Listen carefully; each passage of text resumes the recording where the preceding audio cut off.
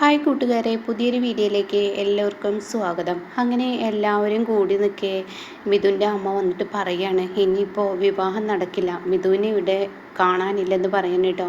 അപ്പോൾ ആ സമയം ഇത് കേട്ട ഉടൻ തന്നെ സ്വാമി പെട്ടെന്ന് മിഥുൻ്റെ ഫോണിലോട്ട് വിളിച്ച് നോക്കുന്നുണ്ട്. അപ്പോൾ മിഥുൻ്റെ ഫോണാണെങ്കിൽ സ്വിച്ച് ഓഫ് ആണ്. ഇത് എസ് പിയോട് പറയാണ് കേട്ടോ. അപ്പോൾ എസ് പിയോട് ഈ വാക്ക് പറയാണ്, അവന് ഇവിടെ ഇല്ലെന്ന് തോന്നുന്നു, ഫോൺ സ്വിച്ച് ഓഫ് ആണെന്ന് പറയാണ്. അത് കേൾക്കുന്ന ശില്പക്കാകെ ടെൻഷനാവുന്നു. ഈശ്വര, എൻ്റെ മോള് എന്തിങ്ങനെ പറയുന്നുണ്ട്. അപ്പോഴേക്കും പ്രിയതമ്മ പറയാണ്, സത്യ ഇനിയിപ്പോൾ എന്താ ചെയ്യുക, മിഥുൻ എങ്ങോട്ടാണ് പോയത്? അത് കേട്ട ഉടൻ തന്നെ എൻ്റെ മകനെ ഒളിച്ചോടിയെന്ന് തോന്നുന്നു, അവന് ഈ വിവാഹത്തിന് ഇഷ്ടമില്ലാത്തത് കാരണമായിരിക്കും പോയതെന്ന് മിഥുൻ്റെ അമ്മ പറയാണ് കേട്ടോ.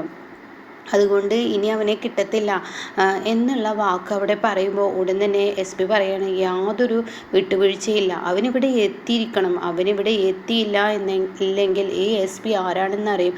എൻ്റെ അനന്തരവളാണെന്നൊന്നും ഞാൻ നോക്കില്ല, എൻ്റെ പെങ്ങളാണെന്നും ഞാൻ നോക്കത്തില്ല, അതിനുള്ള ശിക്ഷ എന്നിൽ നിന്ന് കിട്ടും, പിന്നീട് എന്നിൽ നിന്ന് കിട്ടാൻ പോകുന്ന ഇതൊന്നല്ല എന്ന് പറയാൻ കേട്ടോ.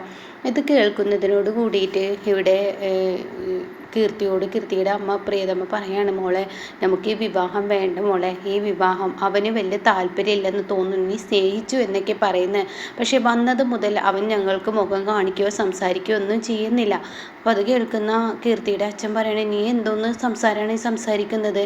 അത് കേട്ട ഉടൻ തന്നെ കീർത്തിയോട് ഉടൻ തന്നെ മിഥുൻ്റെ അമ്മയും പറയാണ് കേട്ടോ, ഈ വിവാഹം വേണ്ട, അവൻ ഇനി ഉണ്ടാവില്ല എന്ന് പറഞ്ഞ ഉടനെ തന്നെ, ഇവിടെ ഞാനൊരു താലി കെട്ടുന്നുണ്ടെങ്കിൽ, എൻ്റെ കഴുത്തിൽ ഒരു താലി വീഴുന്നുണ്ടെങ്കിൽ അത് അയാളുടെ താലിയായിരിക്കണം, വേറെ ആർക്കു മുന്നിലും ഞാൻ താലിക്ക് വേണ്ടി കഴുത്ത് നീട്ടില്ല എന്നിങ്ങനെ പറയാണ് കേട്ടോ. അങ്ങനെ എല്ലാവരും ടെൻഷനാവുകയാണ്. ശില്പാണെങ്കിലോ, ഈശ്വര മറച്ചു വെച്ച ഈ സത്യം ഇനിയിപ്പോൾ വെളിയിൽ വരുമോ, ഇവൾ പ്രഗ്നൻ്റ് ആണെന്ന് എൻ്റെ അമ്മ തകർന്നു പോകും, ഈശ്വര അത് പറയാനില്ല എന്ന പേടി ഭയം എല്ലാവരിലും വരികയാണ് കേട്ടോ. അപ്പോഴേക്കും മിഥുൻ്റെ അച്ഛൻ, ഈശ്വര അവനെ എങ്ങനെ കണ്ണുവെട്ടിച്ച് പോയി, ഇനി എന്താ ചെയ്യുക, ഇനി എന്തൊരു മാർഗമാണ് അവനെ കണ്ടെത്താൻ എന്നുള്ള ആ ഒരു ടെൻഷനുണ്ട് കേട്ടോ. ഇതേ സമയം അർജുനാണെങ്കിലോ മിഥുനെയും കൊണ്ട് ഈ യാത്രയാവുകയാണ്. അപ്പോൾ ഈ ഗുണ്ടകളാണെങ്കിൽ തിരിച്ചു പോവുകയും ചെയ്ത്, അപ്പോൾ എന്തായാലും കണ്ണെത്താത്തൊരു സ്ഥലത്തോട്ട് നീ എന്നെ ആക്കിക്കൊണ്ടാ എന്ന് പറയുമ്പോൾ, അതിനെന്താ ഞാൻ ചെയ്തു തരാമെന്ന് പറയണേ. അപ്പോഴേക്കും മിഥുനാണെങ്കിലോ ധ്വനിയോട് സംസാരിക്കാനുള്ള ആ ഒരു ആഗ്രഹമാണ് കേട്ടോ. കാരണം ധ്വനിയെ കണ്ടോടെ തന്നെ മിഥുന് പറയാനില്ല, ധ്വനിയെ കണ്ടോടെ തന്നെ ഇവിടെ മിഥുന് പറയാനില്ല. മിഥുന് അത്രയും അവളൊന്ന് കിട്ടിയെങ്കിൽ, അങ്ങനെ ഒരു തരത്തിൽ അർജുൻ പറയുന്നത് പോലെ ഒരു പൂവൻകോഴിയുടെ സ്വഭാവമാണ് കേട്ടോ കാണിക്കുന്നത്.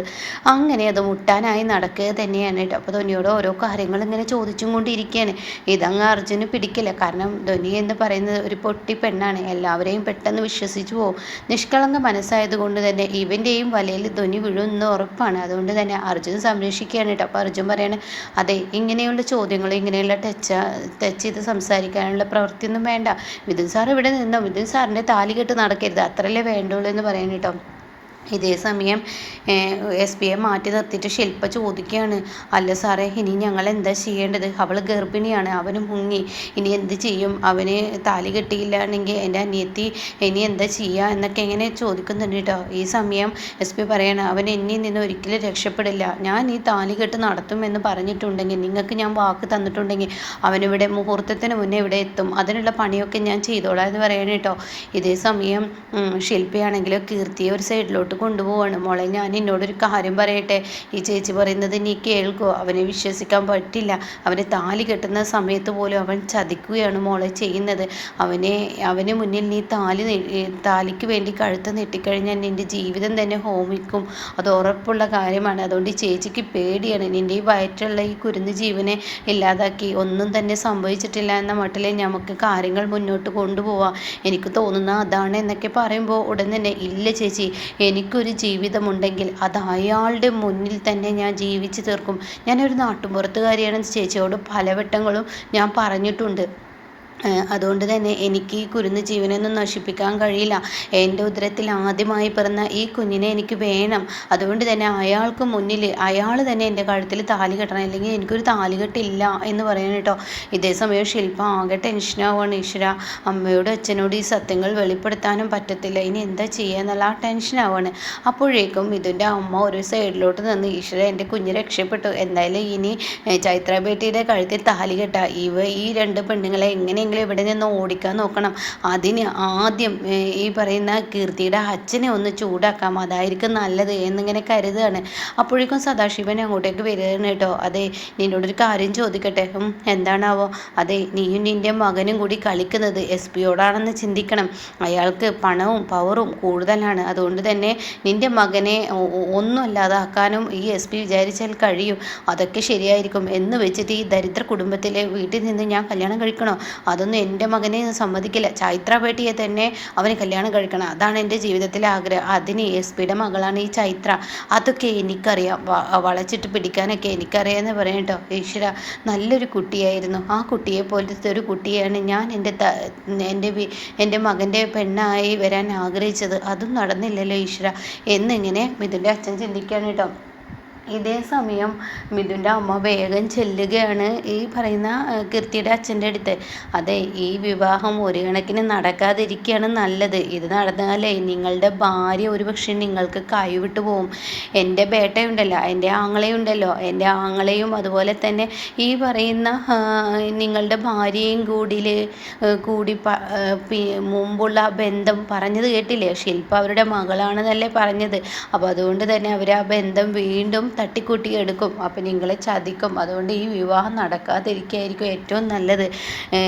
ഞാൻ എൻ്റെ മകനെ കിട്ടുന്നത് കൊണ്ട് പറയല്ല കേട്ടോ, പക്ഷേ നിങ്ങളുടെ കുടുംബം തകരും.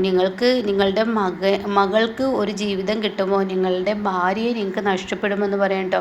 അപ്പോൾ അയാൾക്ക് മൊത്തത്തിൽ ടെൻഷനാവുകയാണ്. ഈശ്വര, എൻ്റെ കുഞ്ഞിന് നല്ലൊരു ജീവിതം കിട്ടി, അതിപ്പോൾ തകർക്കണോ വേണ്ടേ എന്നുള്ള ആ ഒരു ടെൻഷൻ തന്നിൽ വരികയാണ് കേട്ടോ. ഇതേ സമയം അർജുൻ ആരെങ്കിലും കറങ്ങി തിരിച്ച് അമ്പലത്തിലോട്ട് തന്നെ കൊണ്ടുവരികയാണ്. അപ്പം ഇത് ചോദിക്കുകയാണ്, ഇതെന്താ അമ്പലത്തിൽ ഇങ്ങോട്ട് തന്നോട് വരണ്ടെന്നല്ലേ പറഞ്ഞത്? എൻ്റെ താലികെട്ട് സമയത്ത് ഇങ്ങോട്ടേക്ക് വരരുത്. അതെ, ഒരു കാര്യമുണ്ട്, ഇവിടെ തന്നെ ഒളിക്കാൻ നല്ലൊരു സ്ഥലമുണ്ട്, ഞാൻ കാണിച്ചു തരാം. അപ്പോഴേക്കും ധ്വനി ഇറങ്ങാൻ ഒരുങ്ങാണ്. അപ്പോൾ ധ്വനിയോട് പറയും, നീ ഇവിടെ തന്നെ ഇരിക്കുക, ഞാൻ ഇയാളെ കൊണ്ട് ഒളിപ്പിച്ചിട്ട് പെട്ടെന്ന് വരാമെന്ന് അർജുൻ പറയാണ്. എന്നിട്ട് കണ്ണിട്ട് കാട്ടുന്നുണ്ട് എന്നും പറയാണ്. അങ്ങനെ അർജുൻ മിഥുൻ്റെ കൈ പിടിച്ച് ഓടിയും കൊണ്ട് അമ്പലത്തിൻ്റെ പിറകിലോട്ട് പോവാണ് കേട്ടോ.